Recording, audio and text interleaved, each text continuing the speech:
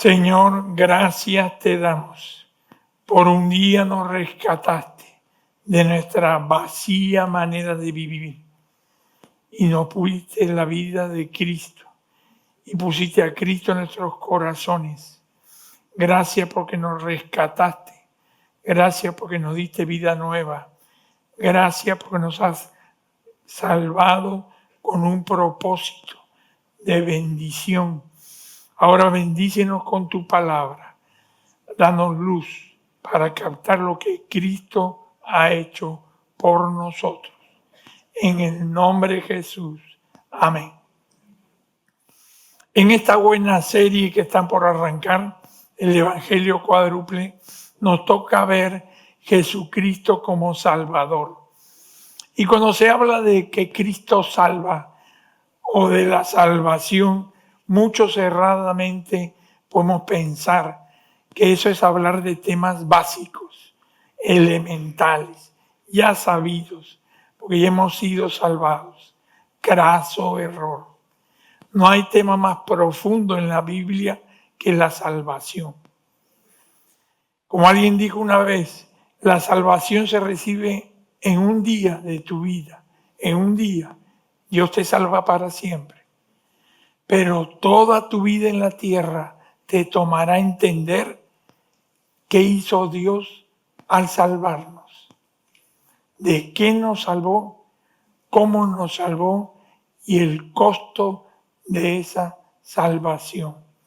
Y yo creo más, que no solo nos tomará todo el tiempo aquí en la tierra entender algo de la grandeza de la salvación, sino aún toda la eternidad seguiremos asombrándonos, pasmados, atónitos, deslumbrados de la salvación, porque Dios es infinito y como infinito que es, inabarcable a nuestro entendimiento, toda la eternidad seguiremos conociendo lo que Él ha hecho por nosotros, descubriéndolo, entendiéndolo y maravillándonos del poder de la salvación y del amor tan grande que Él ha tenido por nosotros. Y por eso en la eternidad le adoraremos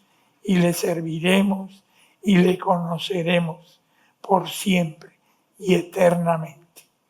Así que nos toca, imagínate, aunque sea abrir una ventanita para entender un poco mejor de la grande salvación que Él ha hecho por nosotros. Y para hacerlo hemos escogido esta porción de Romanos, donde uno ve 4 cuadros que el apóstol Pablo nos presenta, en la que describe el retrato del hombre sin Cristo, cómo éramos tú y yo antes de conocer al Señor, y cómo están todos los que están fuera sin Cristo todavía, y con ello captar algo de la grandeza de la salvación. Veamos el primer cuadro. Pablo dice, éramos débiles. El texto es, porque Cristo cuando aún éramos débiles, a su tiempo murió por los impíos. ¿Qué significa débiles en el griego, el idioma original? Débiles significa aquí estar enfermo, impotente, moral y espiritualmente, incapaz para ganar la aprobación de Dios. Es decir, por causa del pecado, éramos débiles para seguir a Dios, para obedecer al Señor. Perdón, no podíamos dar la talla. Nos era más fácil poder desobedecer que obedecer. Esa debilidad, como dice Simpson, éramos una raza derrotada. La raza humana ante Dios es una raza derrotada por el pecado, una raza vencida por las tinieblas, una raza esclava al poder del pecado. Todos somos esclavos del poder del pecado hasta venir a Cristo. Y el peso de esas cadenas invisibles es enorme, eterno, salvo que Cristo te libere. Esa esclavitud se muestra en que éramos esclavos de nuestras mentes, éramos esclavos de pensamientos oscuros, éramos esclavos de hábitos pecaminosos, éramos esclavos de un vacío existencial profundo, insondable. Éramos esclavos de ello. Éramos esclavos de inmoralidades, de pecados, de mil formas. Por último, éramos esclavos de nosotros mismos, que es lo más triste de todo, limitados a nuestra miseria humana, sin esperanza. ¿Y qué hizo Dios al vernos así, en esa podredumbre interior? Tuvo misericordia de ti y de mí y se humilló del trono del universo y se humanó, se hizo hombre en Cristo para venir a morir por nosotros. Única manera de salvarnos.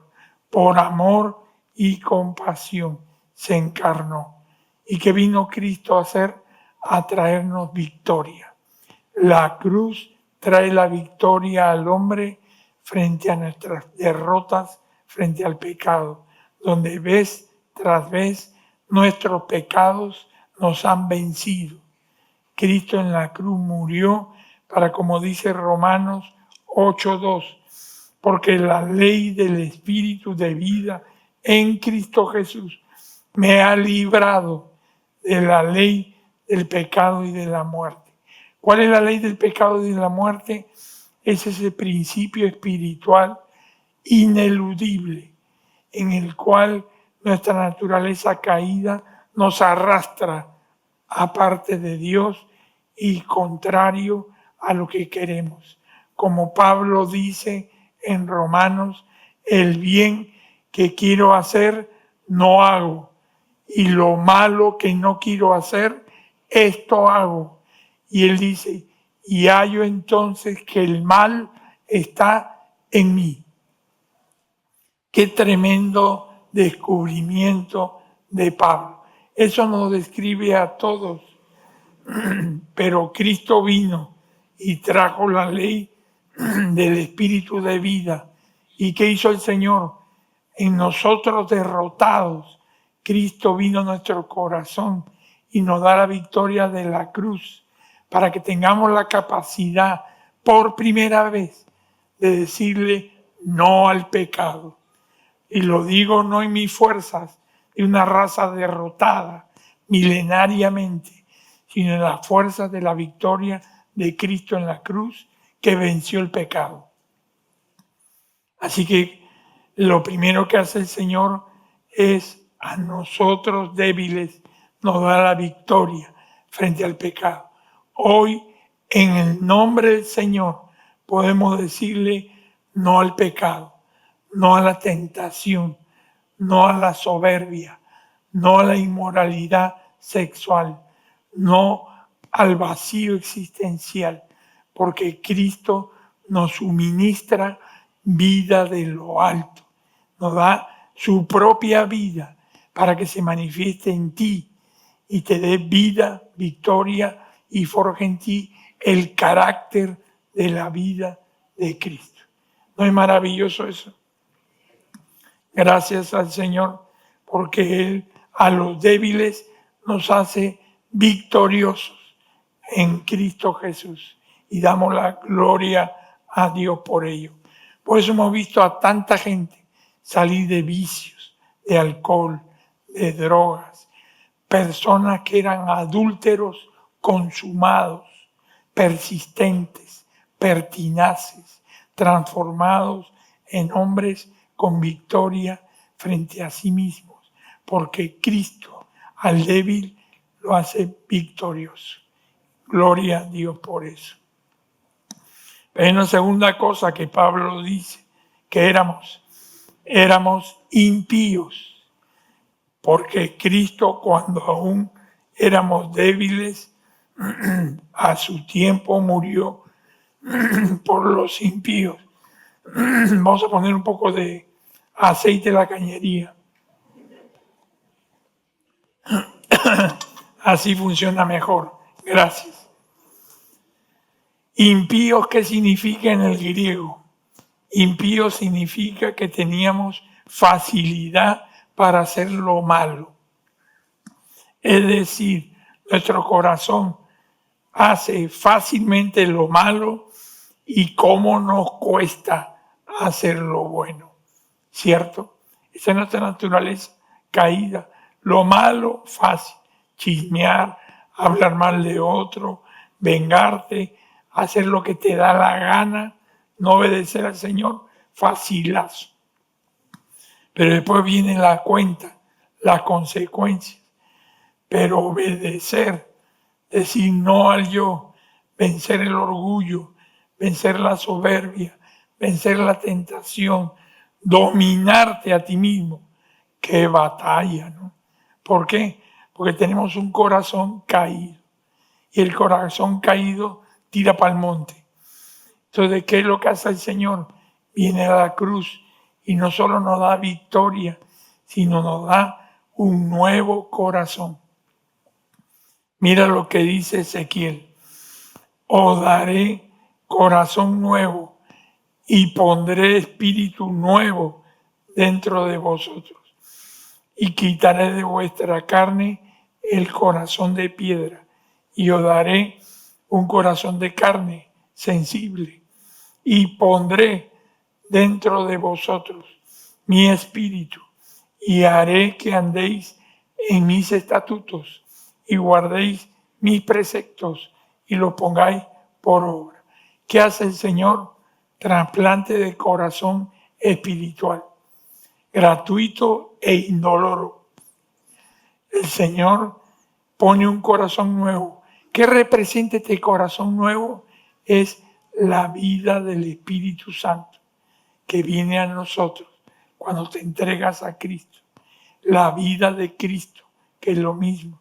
Y eso nos trae una nueva naturaleza espiritual, de manera tal que ya no estamos regidos por la naturaleza caída, sino que hay una nueva naturaleza. Y si buscas a Dios, te alimentas de la palabra, oras y lo sigues, la presencia del Espíritu Santo siempre va a vencer y gobernar sobre tu naturaleza caída.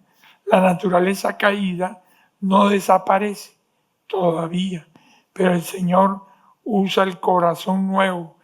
Como dice aquí, pondré mi espíritu y haré que andéis en mis estatutos. ¿Qué significa? Que el Espíritu Santo, frente a este corazón impío, nos da una capacitación sobrenatural, un equipamiento celestial que no es tuyo ni mío, para que puedas hacer lo bueno. Por eso no hay bondad, no hay virtud, no hay fruto del Espíritu que no podamos tener, vivir, saborear si le pides al Señor, haz tu obra en mí y refleja tu carácter. ¿Por qué? Porque la nueva naturaleza nos trae el carácter de Cristo a nuestro corazón. ¿Y sabe quién va a ser el más sorprendido? Tú mismo.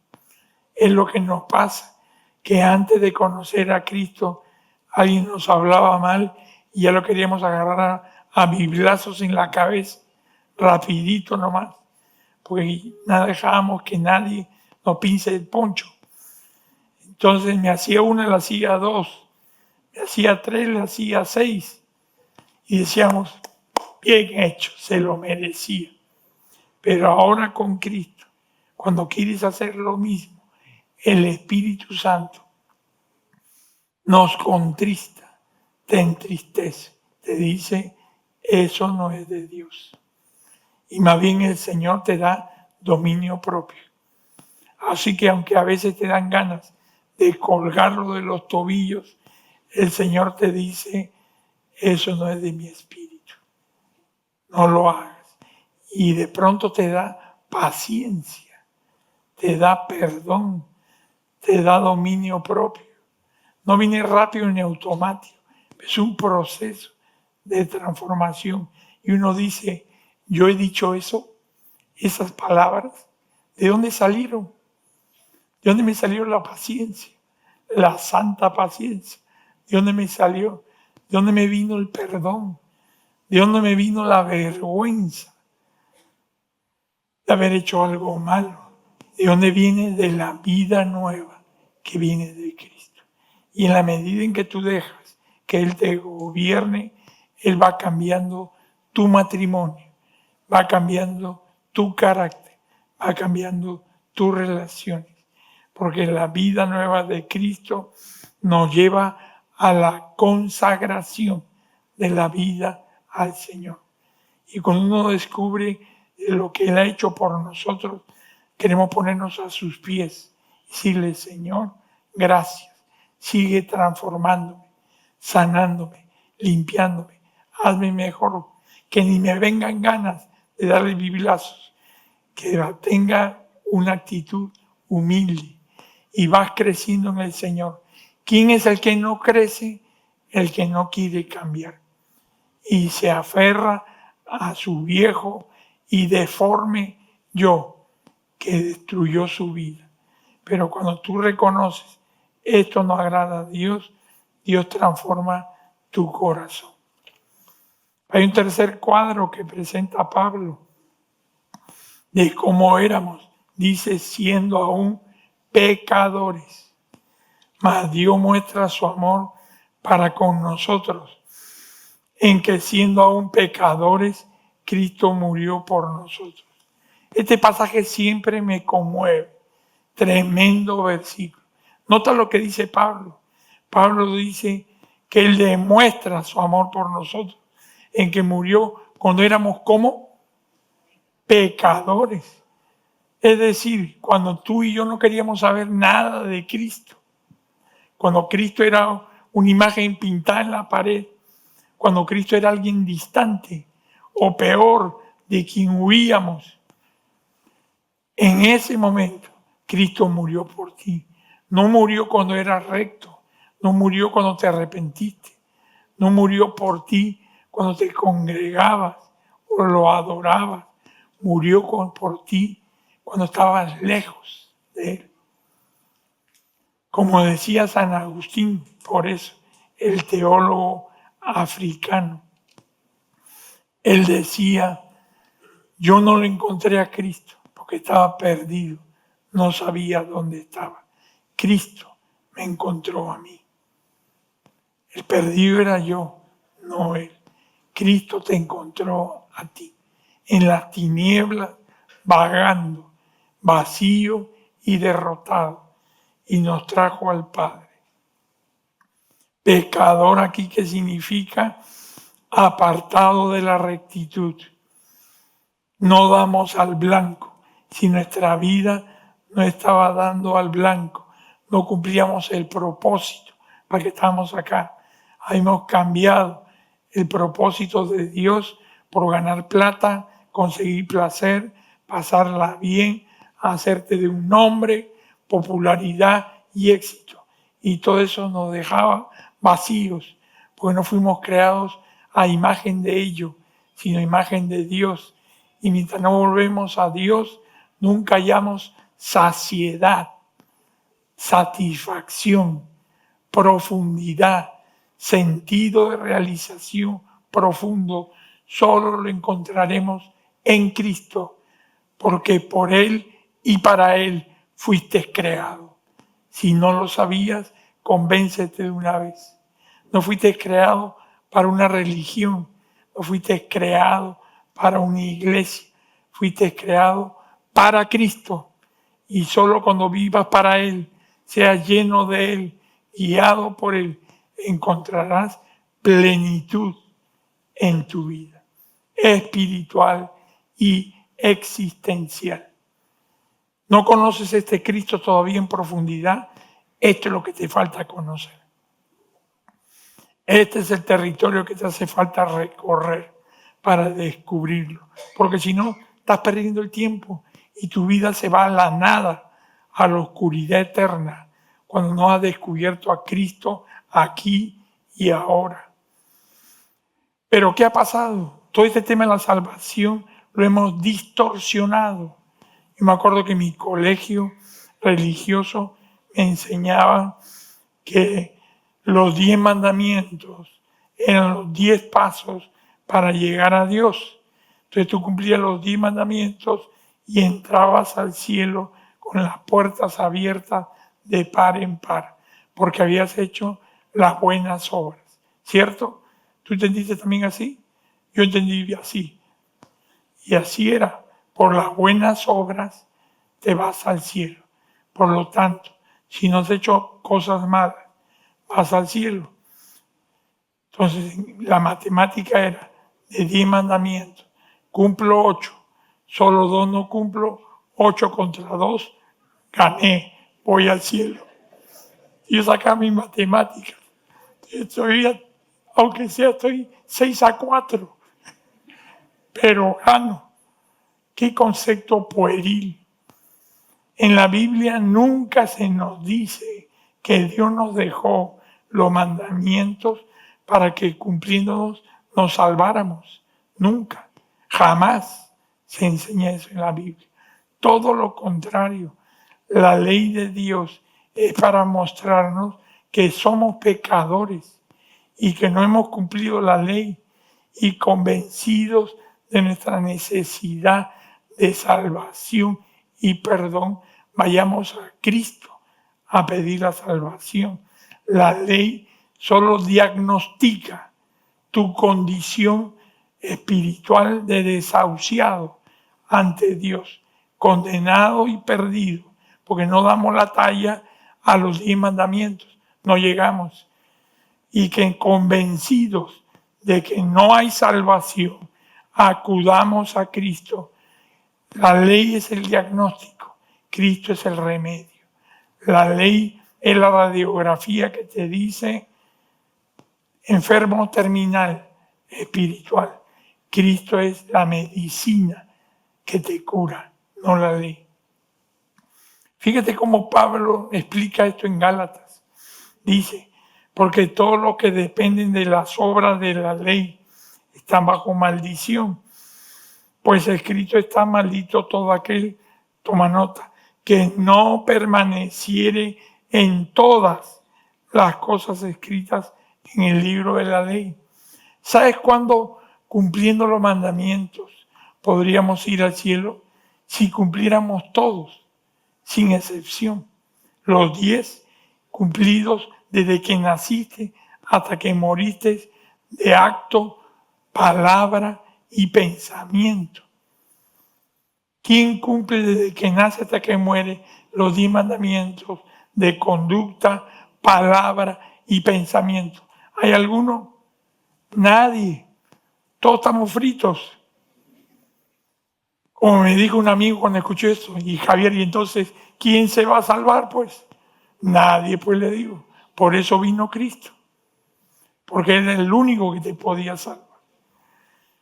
Una vez un empresario me dijo, pero Javier, hablando entre nos en voz bajita, en una reunión me dijo, mira Javier, yo tengo un amante, pero hago buenas obras sociales. ¿Tú crees que las buenas obras sociales tapan la amante? Tengo que darte la noticia que no me dijo. Entonces, ¿para qué hago obras sociales? No sé para qué las haces, pero lo cierto es que si no te arrepientes y vienes a Cristo, ninguna buena obra cubre tu pecado. Por eso dice Santiago, porque cualquiera que guardare toda la ley, pero ofendiere en un punto, se hace culpable de todos. O sea, tú puedes cumplir 9 mandamientos, pero no mentir, no dar falso testimonio. No lo cumples, Dios te hace culpable de los otros 9. ¿Por qué? Uno diría, pero pastor, ya se pasó Dios, así estamos fritos. Pero es lógico, la ley es una. Es como un ventanal. Imagínate un ventanal de eso. Se rompe en la esquina. La iglesia no llama al vidriero y le dice, cámbiame la esquina. Tiene que cambiar todo el ventanal, porque todo fue roto. No hay 10 leyes de Dios. Hay una ley de Dios en 10 mandamientos. Tú rompes uno, rompiste la ley. Punto. Eres culpable de todos. ¿Te das cuenta?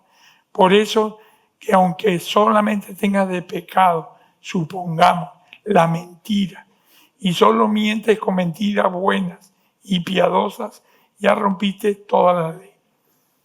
Igual estás condenado y necesitas venir a Cristo, y todas tus creencias, buenas obras y acciones de bien no te sirven de nada para librarte de la condenación eterna.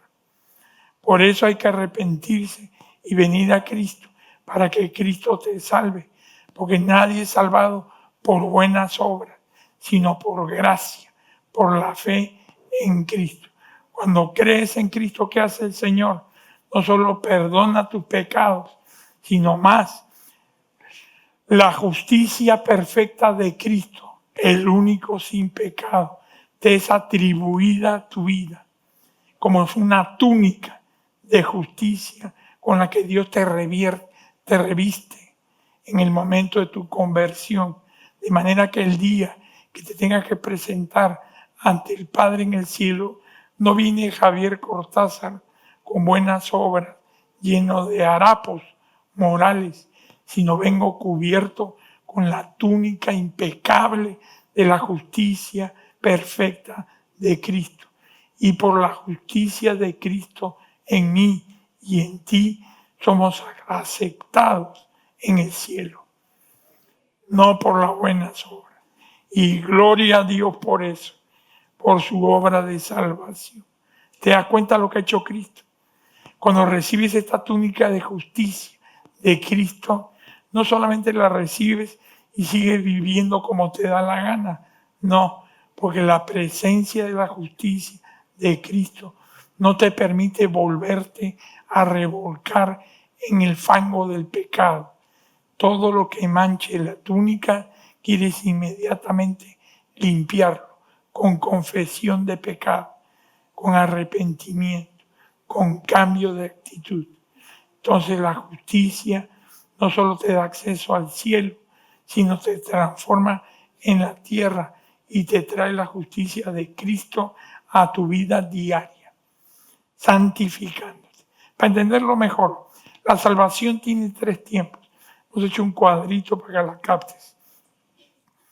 La salvación tiene pasado, presente y futuro. En el pasado hemos sido salvados del castigo del pecado. Y esto se llama justificación, que se hizo en la cruz y la recibes en tu conversión. Para el presente, estamos siendo salvados del poder del pecado. Y eso se llama santificación. Todo es salvación. Estamos siendo salvados todavía, dice. Por eso dice que no despreciemos la salvación. Pero a futuro seremos salvados de la presencia del pecado. Se llama glorificación. Así que hemos sido salvados, estamos siendo salvados y seremos salvados para entrar a la eternidad. La salvación es tan poderosa y completa que toda nuestra vida, pasado, presente y futuro, la abarca la salvación de Cristo. No hay nada del pasado que pueda impedirte vivir la salvación de Cristo. Y no hay ningún temor para el futuro, porque tenemos la salvación de Cristo. Porque como dice la palabra, ahora pues ninguna condenación hay para los que están en Cristo Jesús, Señor nuestro. ¿Te das cuenta lo inmenso de la salvación? Cómo abarca toda la existencia. ¿Y qué pasa con nosotros que vivimos muy pobremente con esta salvación? de la salvación que Dios nos ha dado, que tenemos en el banco una herencia millonaria. Nosotros vamos al banco y sacamos 5 soles. Y con 5 soles vivimos todo el día. Y al otro día sacamos 5 soles. Y con 5 soles nos morimos de hambre.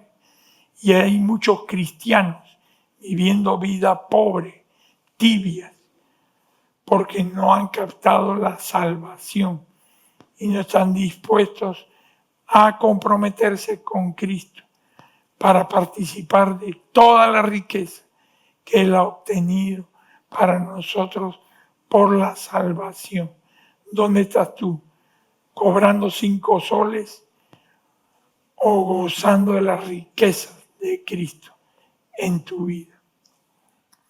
Y el último cuadro es que éramos enemigos.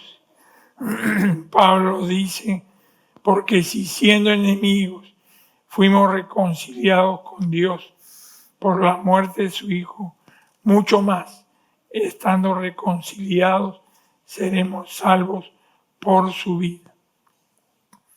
Noten algo importante.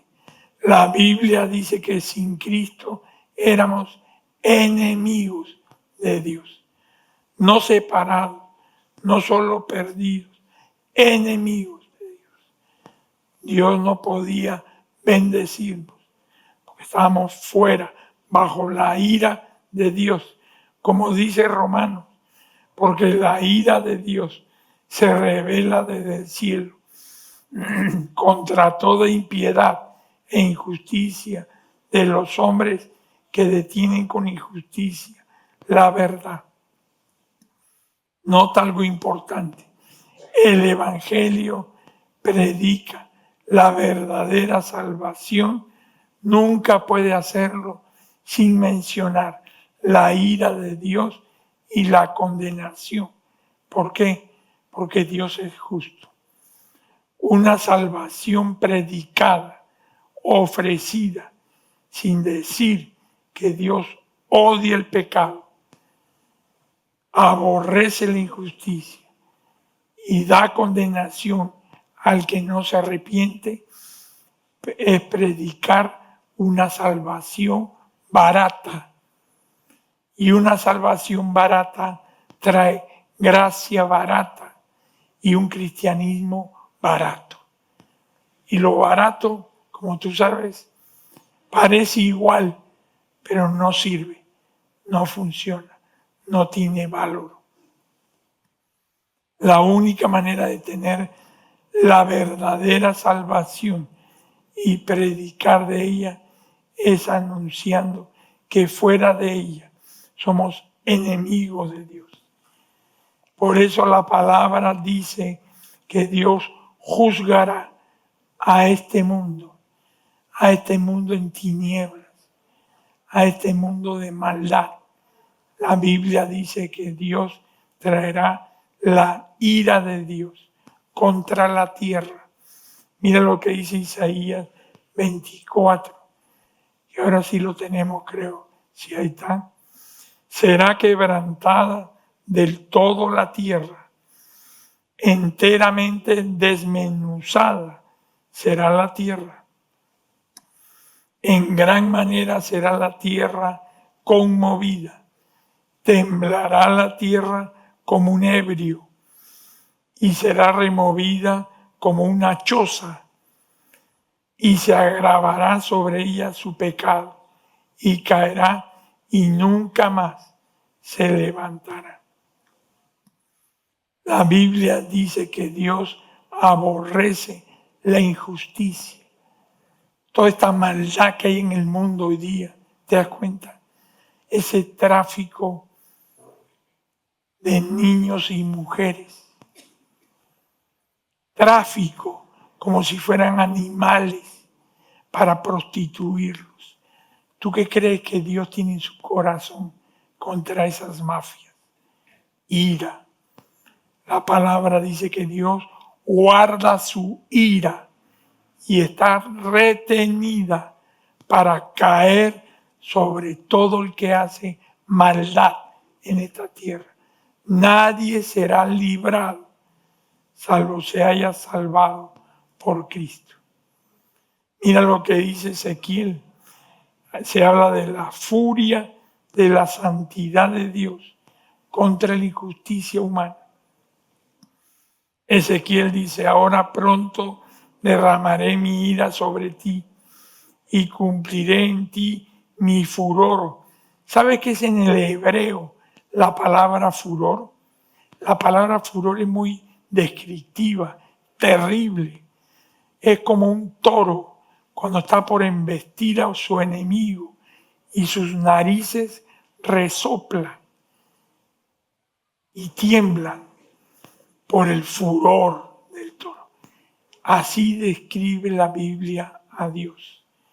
Dios tendrá furor de su santidad, de su justicia y de su amor contra toda maldad, deformación, toda monstruosidad que se ha hecho en la tierra. Los extorsionadores, los sicarios, los corruptos, los ladrones, los adúlteros, los mentirosos, todas las distorsiones y desvíos van a ser condenados por el Señor, porque Dios es juez justo, dice la palabra. Si no lo hiciera así, no sería juez justo. Si era como estos jueces del Perú que agarran al ladrón y a los 5 minutos lo sueltan. Lo tienen que agarrar 10 veces para que vaya a la cárcel por jueces corruptos y policías corruptos que hay en el país. Y mira lo que dice, y mi ojo no perdonará, ni tendré misericordia.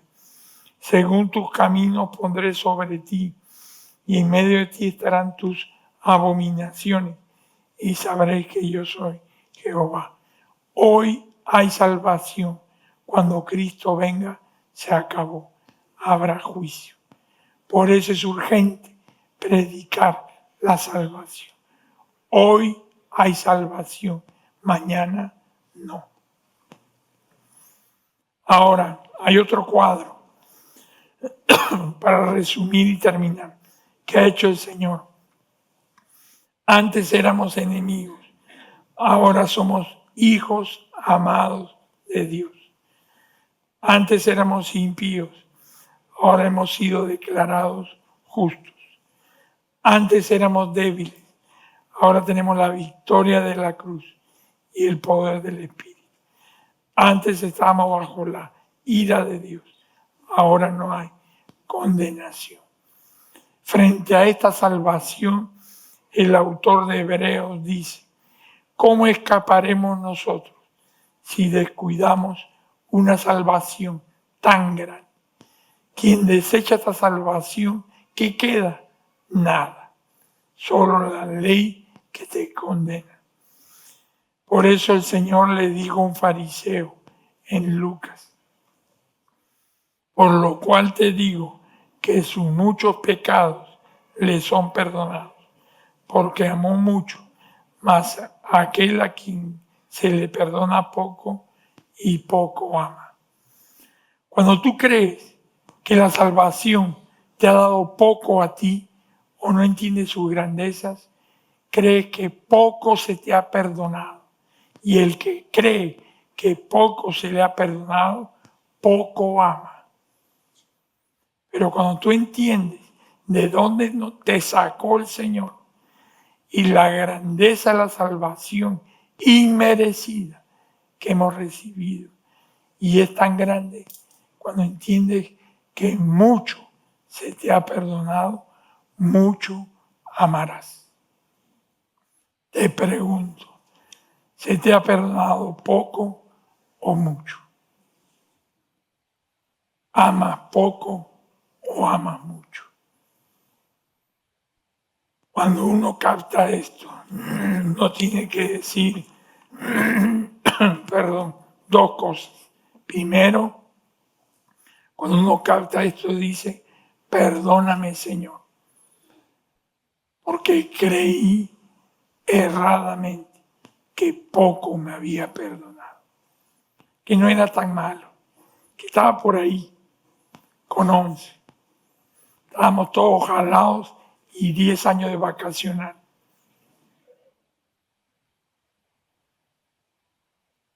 Hay que decir perdón, Señor, porque entendí que poco perdonaste. Y eso traiga consagración a tu vida. Porque no oramos para terminar. Le decimos al Señor así. Oremos juntos.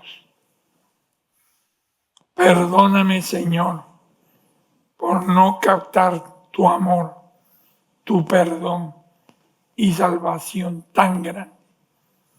Gracias por la salvación inmerecida.